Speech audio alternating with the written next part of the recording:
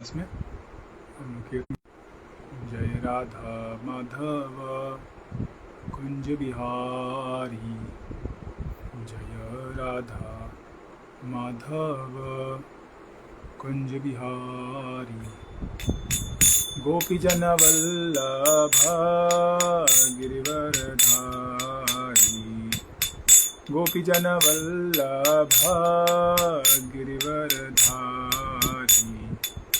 यशोदनंदन व्रज जन रंजन, यशोदानंदन व्रज जन रंजन, यशोदानंदन व्रज जन रंजन, यशोदानंदन व्रज जन रंजन। यमुना तीरा वन चारी, यमुना तीरा वन चारी। जय राधा माधव कुंज बिहारी, राधा माधव कुंज बिहारी। हरे कृष्णा कृष्णा कृष्णा हरे हरे, हरे राम राम राम हरे हरे। हरे कृष्णा कृष्णा कृष्णा हरे हरे, हरे राम राम राम हरे राम, राम राम हरे हरे। जय प्रभुपदा जय प्रभुपदा, प्रभुपदा जय प्रभुपदा। जय जय गुरुदेव गुरुदेव गुरुदेव, जय श्रील गुरुदेव। श्री हरिनाम संकीर्तन की जय, श्रीमद् भागवत महापुराण की जय। 25।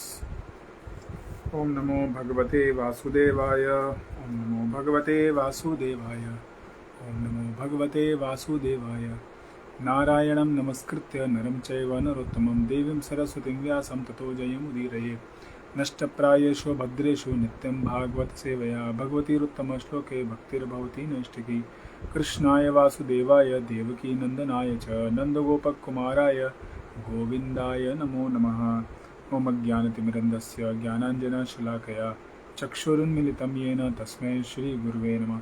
नमो ओम श्रीमदाय कृष्णाय भूतले श्रीमते भक्तिवेदांत स्वामिते नामिने, नमस्ते सारस्वती देवी गौरवाणी प्रचारिणे, निर्विशेष शून्यवादी पाश्चात्यदेशतारिणे। जय श्री कृष्ण चैतन्य प्रभु नित्यानंद, श्री अद्वैत गदाधर श्रीवासादि गौरभक्तवृंद। हरे कृष्ण कृष्ण कृष्ण हरे हरे, हरे राम राम राम हरे हरे। 25वां श्लोक पढ़ेंगे। भेजिरे मुनियोथाग्रे भगवन्तं मदोक्षजं, सत्वं विशुद्धं क्षेमाय कल्पन्ते येनुतान्यः। शब्दार्थ अनुवाद तथा तात्पर्य प्रभुपाद जी के द्वारा।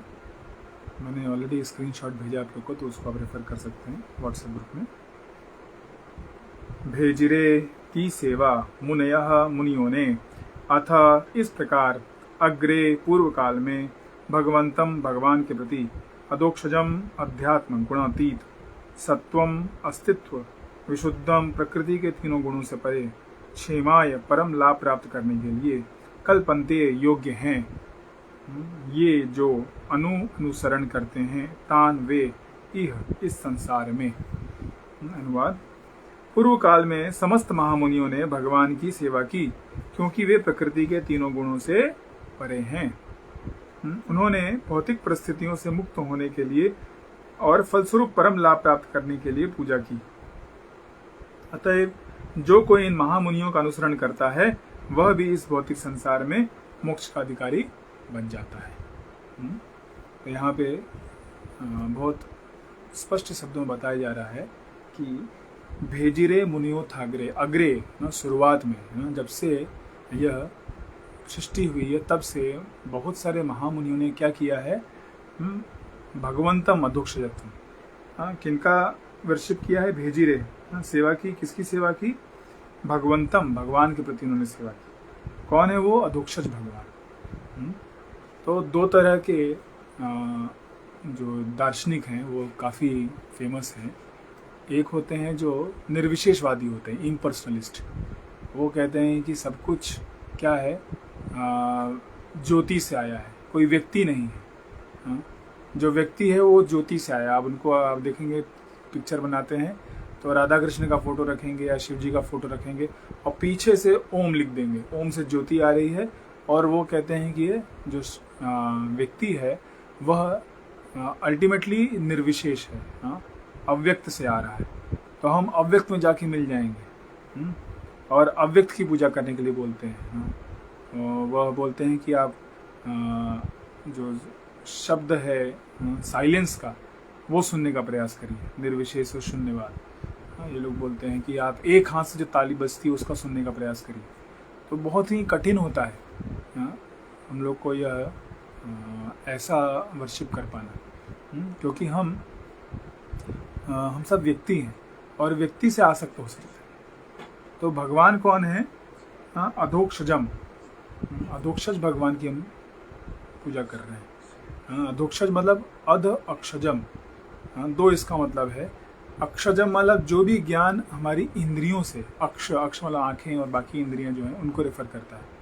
तो जो भी हम इस इंद्रियों के द्वारा ज्ञान प्राप्त करते हैं, इस ज्ञान से परे हैं, इसको वो नीचे ढकेलते हैं, इसके परे हैं वो। तो ऐसे भगवान, उनका हम क्या कर रहे हैं? पूजा कर रहे हैं, उनको प्राप्त करने का, समझने का प्रयास कर रहे हैं। दूसरा एक अर्थ दिया जाता है कि आप देखिए संस्कृत का जो वर्णमाला है उसमें अ से लेके क्ष तक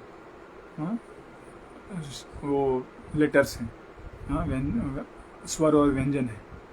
तो जितना भी संसार में ज्ञान है, सांसारिक ज्ञान को इस अ से लेके श तक के शब्द को हम शब्दों में इस्तेमाल करके बता सकते हैं।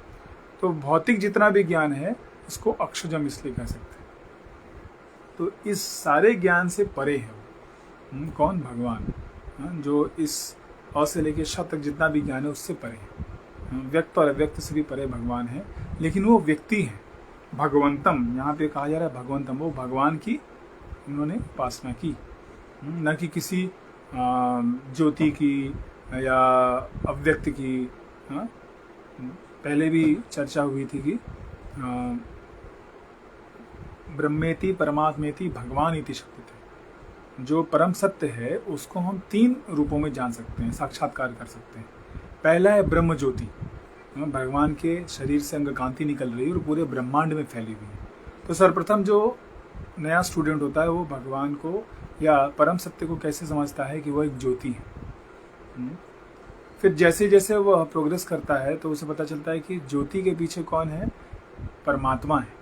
हमारे हृदय में जो परमात्मा स्थित है, पूरे ब्रह्मांड के परमात्मा है, वो उनसे ये ज्योति आ रही है और वह सारा का सारा नियंत्रण कर रहा है। और जब और आगे बढ़ता है तो जब उसको पूर्ण साक्षात्कार होता है, समझता है कि ये दोनों ब्रह्म ज्योति और परमात्मा कहाँ से आ रहे हैं? वो श्री भगवान से आ रहे हैं, जो अपने धाम में, अपने गोलोक धाम में, वृंदावन धाम में, वैकुंठ धाम में, द्वारका धाम में स्थित हैं और वहाँ पे अपने भक्तों के साथ प्रेम का आदान प्रदान कर रहे हैं। और उनसे ही यह ब्रह्म ज्योति और ये परमात्मा जो इनसे आ रहे हैं। तो यह ज्ञान पूर्ण साक्षात्कार है। इसमें हम तीनों रूपों को समझ सकते हैं। अगर किसी को सिर्फ ब्रह्म का ज्ञान है, ब्रह्म ज्योति का ज्ञान है या परमात्मा का ज्ञान है, तो उसे भगवान का ज्ञान नहीं, उसे पूर्ण साक्षात्कार प्राप्त नहीं। तो ये सभी जो महामुनि थे इन्होंने पहले क्या किया? भगवान की अर्चना की, पूजा की। आइए तात्पर्य पढ़ते हैं। धर्माचरण का प्रयोजन न तो भौतिक लाभ प्राप्त करना है, न ही आत्मा और पदार्थ के अंतर को बताने वाले सरल ज्ञान को अर्जित करना है।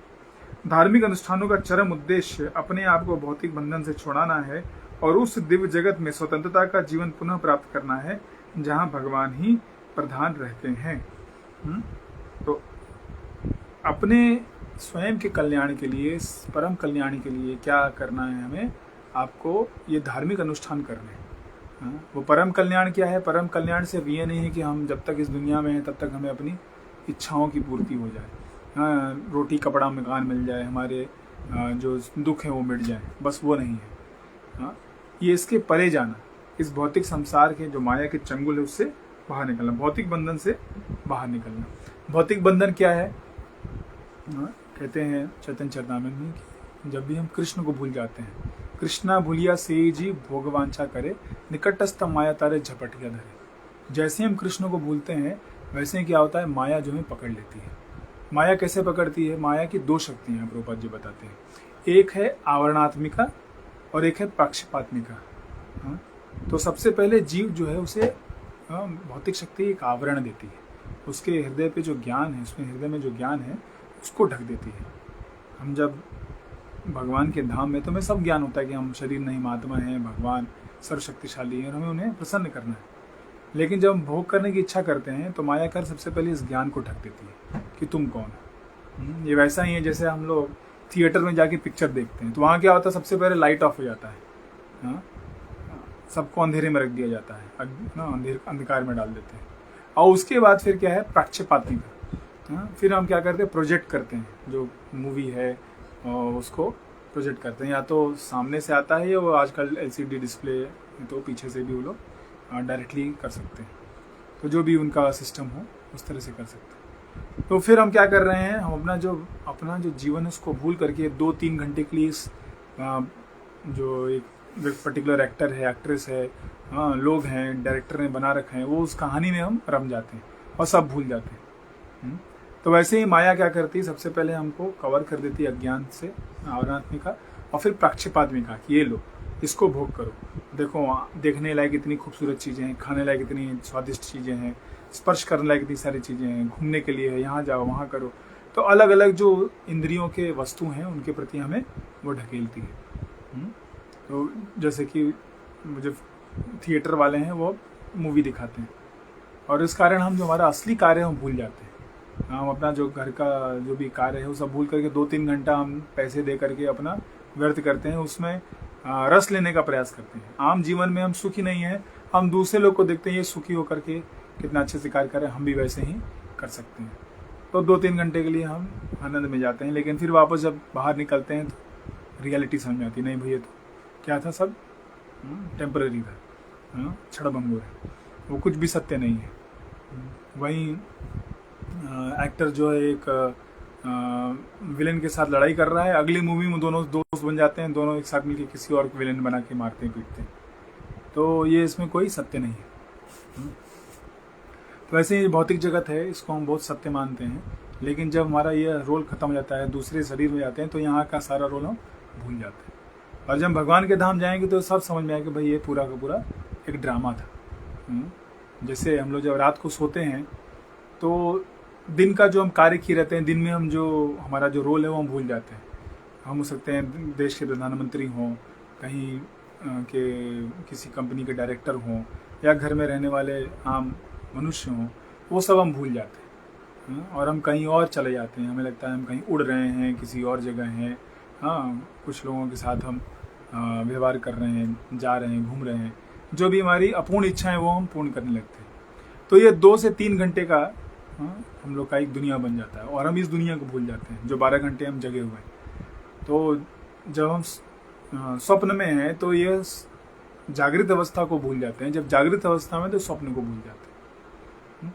तो दोनों क्या है, टेम्पररी है। दोनों उतना ही क्या है, असत्य है। असत्य इस तरह की वो ज़्यादा दिन नहीं रहेगा। 12 घंटे हम इस एक स्वप्न में हैं और 3 से 4 घंटे दूसरे स्वप्न में। हमारा असली जो स्थान है भगवान के धाम में है, भगवान के चरणों में। वहीं यहाँ बताया जा रहा है कि धर्माचरण का प्रयोजन भौतिक लाभ प्राप्त करना नहीं है और न तो आत्मा और पदार्थ के अंतर का ज्ञान प्राप्त करना है। ज्ञान और कर्म मतलब हम कुछ कार्य करते हैं, उससे हम भौतिक लाभ प्राप्त करना चाहते हैं। जैसे कि ऐसी कंपनी में काम किए, 1 महीना काम किया, हमको सैलरी मिलती है 15 से 20 हज़ार, तो भौतिक लाभ है और वो हमारे जीवन को चलाने के लिए है सिर्फ, लेकिन वो जीवन का ध्येय नहीं है। जीवन का ध्येय है कि हम अपने आप को भौतिक बंधन से छुड़ा लें और दिव्य जगत में स्वतंत्र जीवन को पुनः प्राप्त करें। पूर्ण रूपेण भगवान की सेवा करने के लिए हम तत्पर हैं। ये हमारा असली ध्येय होना चाहिए। तो धर्म, अर्थ, काम, मोक्ष, इससे परे जाना है। हमको प्रेम प्राप्त करना है, प्रेमापुमर्तुम। लेकिन जब तक इस दुनिया में है, हमारा ये शरीर है, हमारा जो भी वर्णाश्रम का कर्तव्य है, उसके लिए धर्म, अर्थ, काम, मोक्ष करना पड़ता है। तो वो करें, लेकिन उसको आप जीवन का ध्येय मत समझें। बस संतुष्ट न हो कि अब हमें मिल गया, अब हम इसी से संतुष्ट नहीं, हमें इससे आगे जाना है। फिर बोलते हैं, अतएव धार्मिक नियमों का संचालन स्वयं भगवान द्वारा होता है और धर्म का उद्देश्य महाजनों अर्थात भगवान के अधिकृत प्रतिनिधियों के अतिरिक्त और कोई नहीं जानता। तो धर्म का नियम जो है भगवान स्वयं बताते हैं। धर्मम तो साक्षात भगवत प्रणीतम, हम भगवान के अलावा और कोई धर्म नहीं बता सकता है।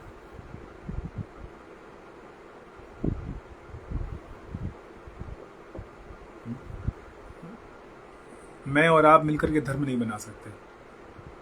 हम बहुत होगा तो नियम कानून बना सकते हैं अपने घर के लिए, अपने समाज के लिए, हो सकता है एक देश के लिए संविधान बनाए, लेकिन पूरे ब्रह्मांड के लिए, जो कि पूरे ब्रह्मांड पे लागू हो, हर एक जीव पे लागू हो, वो नियम हम नहीं बना सकते। वो सिर्फ कृष्ण बना सकते हैं, हम विष्णु बना सकते हैं, भगवान बना सकते हैं। तो धर्मम तो साक्षात भगवत, जो भगवान कह रहे हैं वो धर्म है। अर्जुन गीता में यही गलती कर रहे थे, वो अपने मन के अनुसार कर रहे थे कि भाई मैं अपने जो प्रिय बंधु हैं, गुरु हैं, द्रोणाचार्य हैं, भीष्म पितामह, इतना उन्होंने मुझे प्रेम दिया, मैं कैसे उनको मार सकता हूँ। भगवान बोले नहीं, वो अधर्म के तरफ है। मैं चाहता हूँ कि तुम युद्ध करो, निमित्त मात्र भव सब साक्षी, और इस जितने भी लोग दुर्योधन और अधर्मियों के साथ हैं उन सबका विनाश करो। सर्वधर्मान परित्यज्य माम एकम शरणम व्रज। सारे धर्मों को छोड़ करके एकमात्र धर्म क्या है? भागवत धर्म, जो मेरा आदेश है वो स्वीकार करो, मेरे समर्पण करो, मैं तुम्हें सारे पापों से बचाऊंगा। तुम्हें पाप का डर है ना, मैं निकाल दूंगा सारा पाप। तुम बस मेरी बातों को मानो, तुम युद्ध करो, मेरे लिए युद्ध करो। तो जब ऐसे वो युद्ध करते हैं तो सारे पापों से मुक्त रहते हैं, क्योंकि भगवान के लिए वो कार्य कर रहे हैं, उन्हें कोई पाप नहीं लगता है। और उन्होंने सर्वोत्कृष्ट धर्म भागवत धर्म की एक तरह से स्थापना की, भगवान के अनुसार काम करके, न कि अपने मन के अनुसार और या भौतिक जो धारणा है उसके साथ कार्य कर। तो इसलिए हमें भगवान और भगवान के जो प्रतिनिधि, अधिकृत प्रतिनिधि हैं, महाजन हैं, उनके अनुसार कार्य करना चाहिए। हम अगर अपने मन से चलेंगे या जो लोक मत है उसके अनुसार चलेंगे तो हम गलत हो जाएंगे कहीं ना कहीं।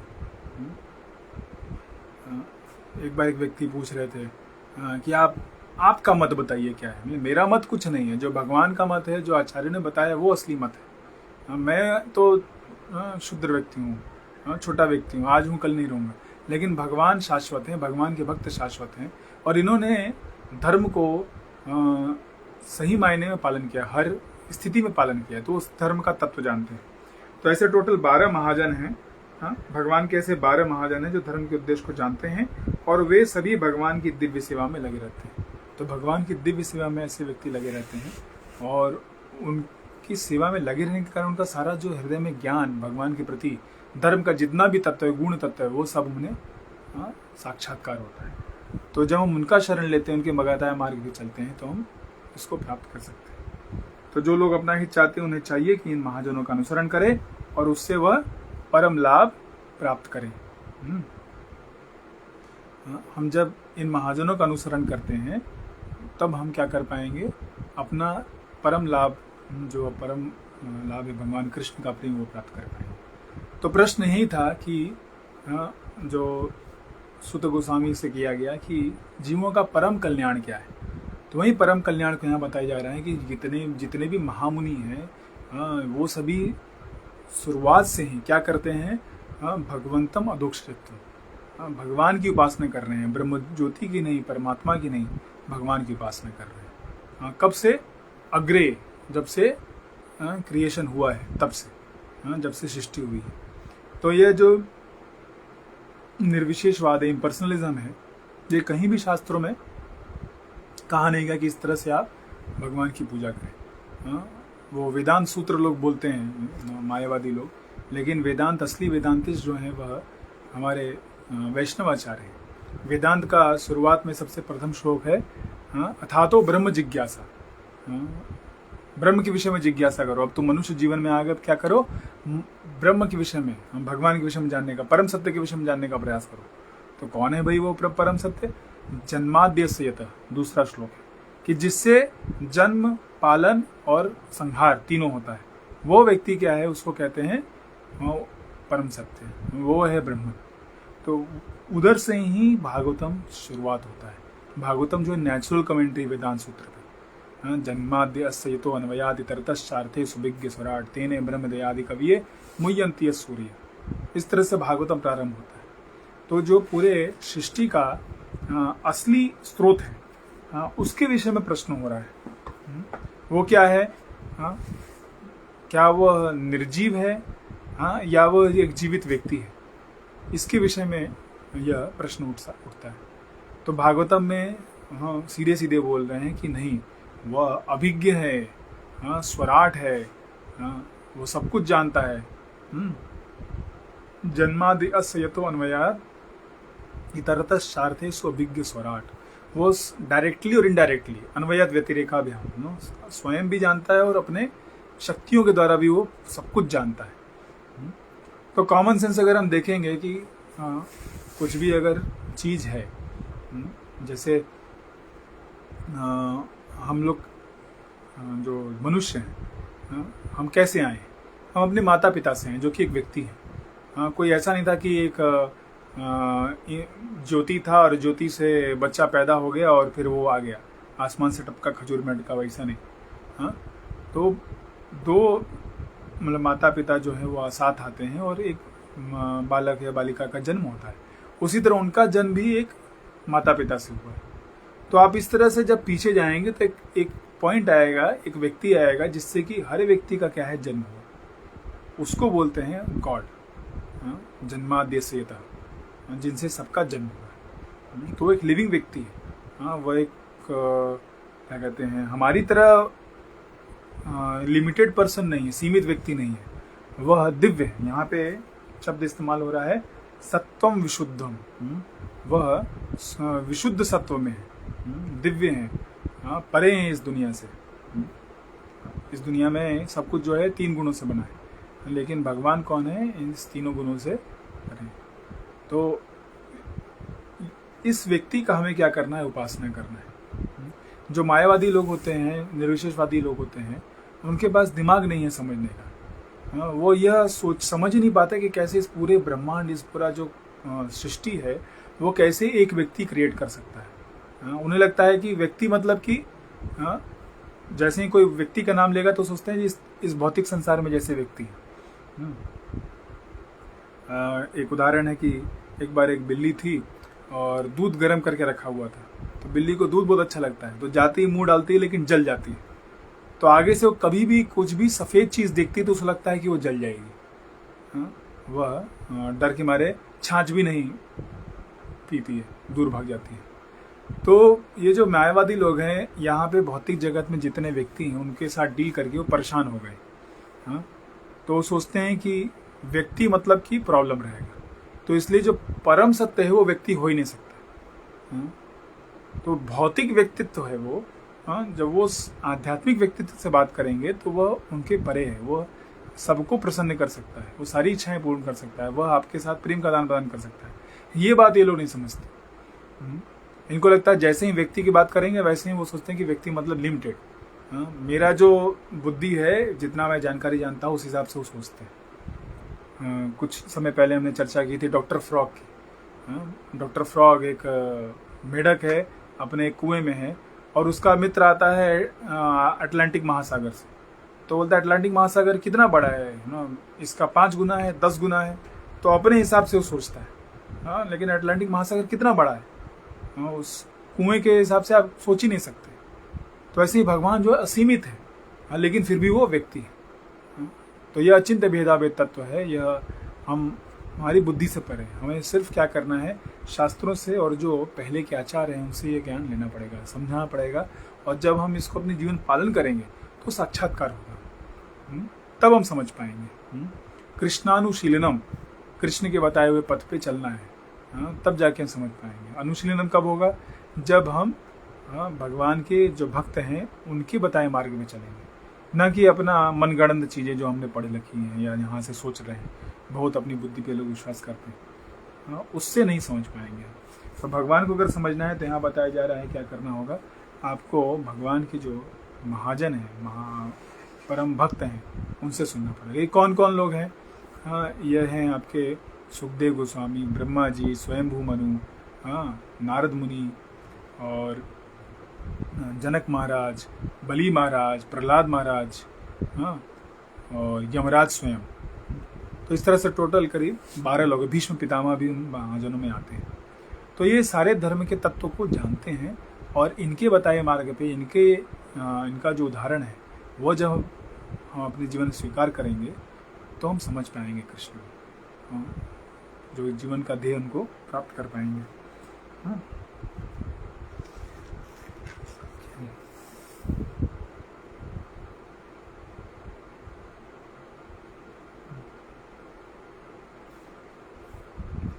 और इसमें एक चीज़ है, ये जो निर्विशेषवादी हैं इनके विषय में भगवान बताते हैं क्लेशो अतिरिक्त तरस्तेसा, बहुत ही मुश्किल है यह निर्विशेषवाद है ना, इम्पर्सनल वर्शिप करना।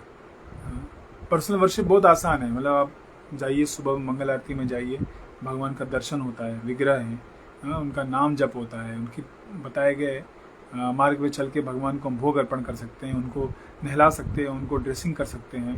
तो इस तरह से बहुत आसानी से अपनी इंद्रियों को भगवान की सेवा में लगा देंगे। लेकिन जो इम्पर्सनलिस्ट है वो कुछ इंद्रियों को स्वीकार ही नहीं करते और इसलिए उनके लिए बहुत मुश्किल होता है इंद्रियों को कंट्रोल कर पाना। हमारे जो रूपा जी हैं, एक बार एक जगह गए थे, गीता के ऊपर प्रवचन हो रहा था, तो वहाँ पे लोग भगवान कृष्ण का एक फोटो नहीं रखे थे, एक मोमबत्ती जला के रखे थे। तो रूपा जी को बहुत गुस्सा आया, ये जो आप गीता के ऊपर चर्चा कर रहे हो लेकिन गीता के जो ओरिजिनल स्पीकर हैं उनका आप इतना भी सम्मान नहीं है कि उनका आप फोटो रखो। तो बहुत झाड़ा उन्होंने उन लोगों को। और फिर वो वापस आते हैं और भक्तों के साथ, जैसे वापस आते तो एक भक्त उनको लाके प्रसाद देता है। तो भगवान प्रभुपाद जी बोलते हैं कि हम भगवान को प्राप्त कर सकते हैं मात्र खा करके, will eat our way back to God. और ये जो मायावादी लोग हैं इनको स्पेकुलेट करने दो, इनको अपना जो व्यर्थ समय कर रहे हैं और मुश्किल से इंद्रियों को नियंत्रण कर पा रहे हैं, इनको जाने दो ऐसे ही, यह नहीं कर पाएंगे। लेकिन हम बहुत आसानी से, जो हमारे भक्त हैं वो भगवान का भक्ति में लग करके अपनी इंद्रियों को भगवान की सेवा में लगा करके बहुत आसानी से भगवान को प्राप्त कर सकते हैं। तो यहाँ पे बात कर रहे हैं भेजरे मुनियो थागरे भगवंतम अदोक्ष। तो शुरुआत से ही अनेक अनेक मुनि, ब्रह्मा जी हैं, मरीचि हैं, व्यासदेव हैं, ये सभी जो ऋषि मुनिगण हैं वो क्या करते हैं, भगवान का सेवा करते हैं। और कैसे हैं भगवान, सत्वम विशुद्धम, वो सत्व शुद्ध सत्व में स्थित हैं और विशुद्ध हैं, इस दुनिया प्रकृति के तीनों गुणों से परे। तो क्षेमाय कल्पन्ते, जो व्यक्ति अपना परम लाभ प्राप्त करना चाहता है उसे क्या करना चाहिए, अनुसरण करना चाहिए।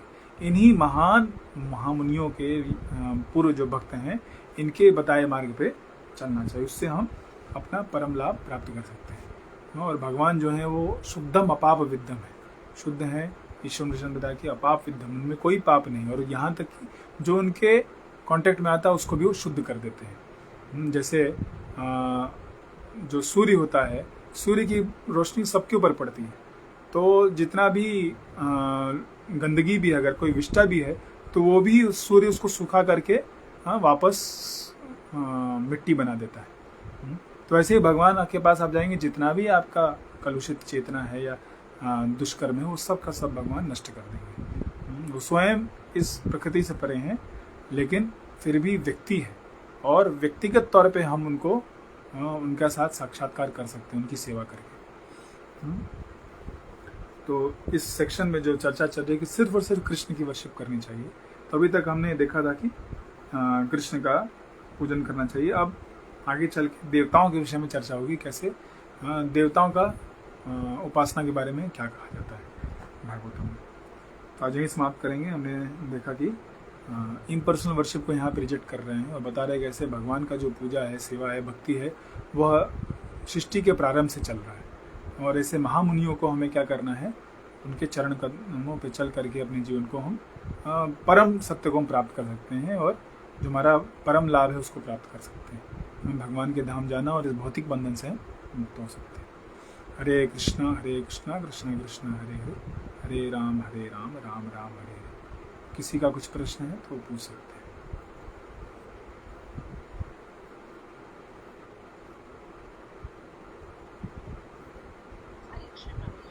जी माता जी बोलिए।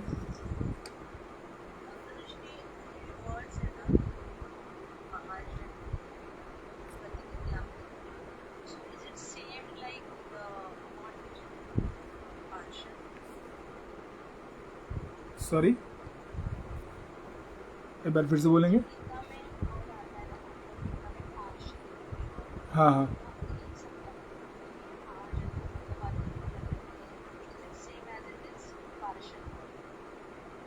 पार्षद बेसिकली उनके एसोसिएट्स हैं जो भगवान के धाम में रहते हैं उनके साथ, उनके लिए पार्षद का वर्ड यूज होता है। और ये महाजन भी उनके पार्षद ही हैं, लेकिन विशेष रूप से इस भौतिक जगत में आके उन्होंने धर्म की स्थापना की है अपने जीवन के द्वारा। तो उन लोगों का यहाँ पे इस्तेमाल हो रहा है। और पार्षद जैसे करोड़ों करोड़ों जो जीव भगवान के साथ उनके धाम में रह रहे हैं, वो सब उनके पार्षदों में गिने जाते हैं। उनके लिए पार्षद शब्द का इस्तेमाल होता है। जैसे नंद महाराज हो गए, हाँ, यशोदा मैया हो गई, जो उनके ग्वाल बाल हैं, जितने भी श्री दामा सुदामा ये लोग, हाँ, अर्जुन भी उनके पार्षदों में से एक है। वो महाजन में उनको नहीं गिनती होती, लेकिन उनके पार्षदों में गिनती होती। महाजन मतलब वो व्यक्ति जो यहाँ भौतिक जगत में आकर के उन्होंने धर्म की स्थापना की है एक तरह से अपने आचरण के द्वारा। जैसे बली महाराज, उनके गुरु ने उनको रिजेक्ट कर दिया था। सॉरी, रिजेक्ट नहीं, मतलब वो बोल रहे थे कि विष्णु की सेवा मत करो, ये वामन देव जो है ये क्या है, तुम्हें सारा तुम्हारा लूट लेंगे। तो वो सोचते हैं कि भाई जीवन का ध्येय तो भगवान को प्रसन्न करना है, सेवा करना है, तो क्या हो गया, वो ले जा रहे। तो उन्होंने अपने गुरु को रिजेक्ट कर दिया, क्योंकि वो विष्णु से दूर ले जा रहे हैं। तो गुरु का कर्तव्य कि गुरु का कर्तव्य कि कृष्ण की तरफ ले जाए, न कि कृष्ण से दूर ले जाए। ठीक है।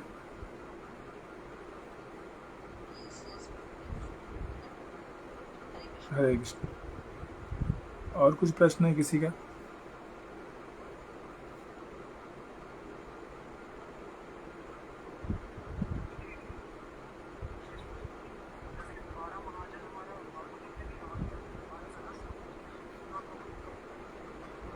सॉरी, हाँ बोलिए प्रोत्साह। हाँ, वो 6 कैंटो में है आपका, बलि वे साकिर वयम, स्वयंभू नारद शंभू, ऐसे करके। जी जी, यस यस, है वो 6 स्कंद में। मैं वो वर्ष खोज के आपको भेज दूंगा।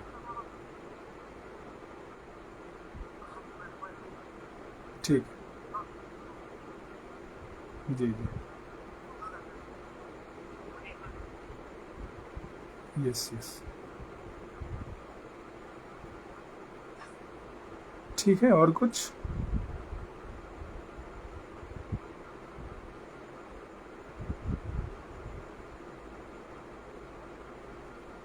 ओके, तो ये समाप्त करते हैं। बहुत बहुत धन्यवाद। श्रीमद् भागवतम की जय, श्रील प्रभुपाद की जय। हरे कृष्णा कृष्णा कृष्णा हरे हरे, हरे राम राम राम हरे हरे। हरे कृष्ण। धन्यवाद, बहुत बहुत धन्यवाद सबका।